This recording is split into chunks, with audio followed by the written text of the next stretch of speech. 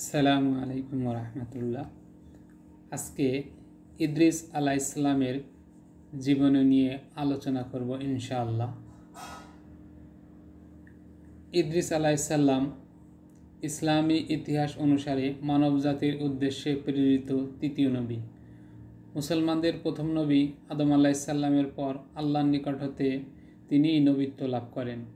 তিনি ইরাকের বাবেল শহরে জন্মগ্রহণ করেন, আবার কারো মতে তিনি মিশরে জন্মগ্রহণ করেন। আদম আলাইহিসসালামের পর তৃতীয় নবী হজরত ইদ্রিস আলাইহিসসালাম দুনিয়াতে আগমন করেন।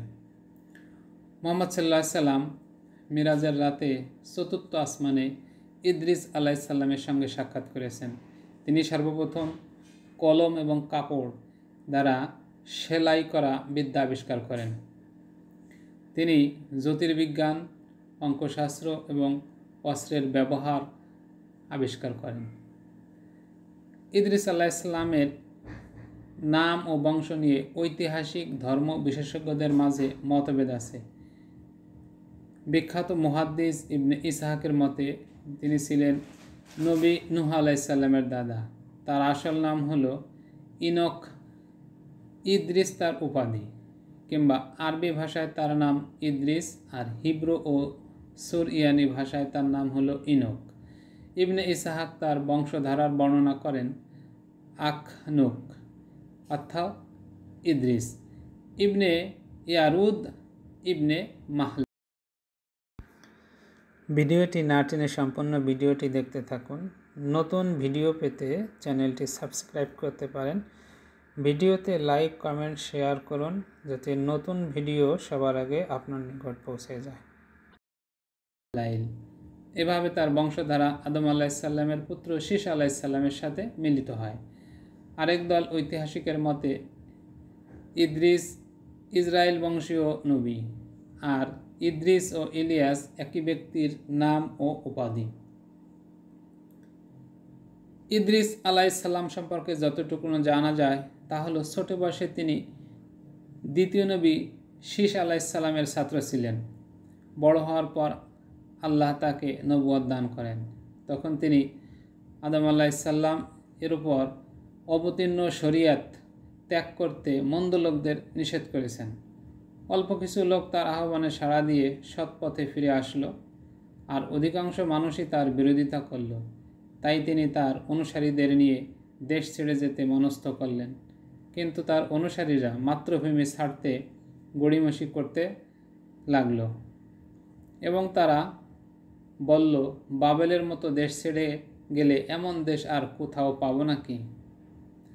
উত্তরে ইদ্রিস আলাইহিসসালাম বললেন, যদি আমরা আল্লাহর জন্য হিজরত করি তাহলে আল্লাহ পাক আমাদেরকে এর চেয়ে উত্তম প্রতিদান দেবেন।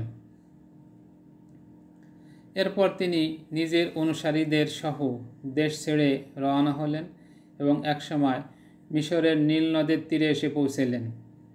এ জায়গা দেখে তারা আল্লাহর কাছে কৃতজ্ঞতা প্রকাশ করলেন এবং এখানেই বসবাস করতে লাগলেন। তিনি সৎ কাজের আদেশ এবং অসৎ কাজের নিষেধে ব্রতী হন। কথিত আছে তার যুগে ৭২টি ভাষা ছিল এবং এর সবকটি ইদ্রিস আলাইহিসসালাম জানতেন। কোরআনের ২ জায়গায় ইদ্রিস আলাইহিসসালামের কথা উল্লেখ করা হয়েছে। প্রথমে সূরা মারিয়াম এবং দ্বিতীয় সূরা আম্বিয়াতে।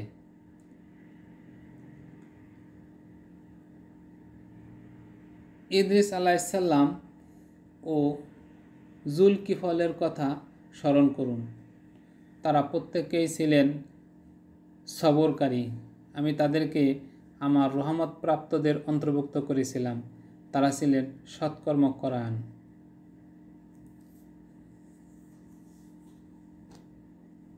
আমি এই কিতাবে ইদ্রিসের কথা আলোচনা করেছি। তিনি ছিলেন সত্যবাদী নবী। আমি তাকে উন্নীত করেছিলাম। বুখারী ও মুসলিম শরীফের মতে হুজুরে পাক সাল্লাল্লাহু আলাইহি সাল্লামের সাথে মিরাজের রজনীতে চতুর্থ আসমানে সাক্ষাৎ হয়েছিল। ইদ্রিস আলাইসাল্লামের বয়স সম্পর্ক কিছুটা মতভেদ রয়েছে। ইদ্রিস আলাইসাল্লাম 365 বছর জীবিত ছিলেন। তার মৃত্যুবরণ করা সম্পর্ক ভিন্ন ভিন্নতা রয়েছে। কারো কারো মতে তিনি মৃত্যুবরণ করেননি, বরং আল্লাহ পাক তাকে চতুর্থ আসমানে তুলে নিয়েছেন।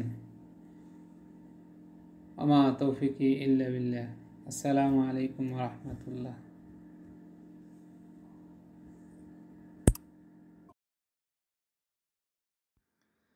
ভিডিওটি না টেনে সম্পূর্ণ ভিডিওটি দেখতে থাকুন।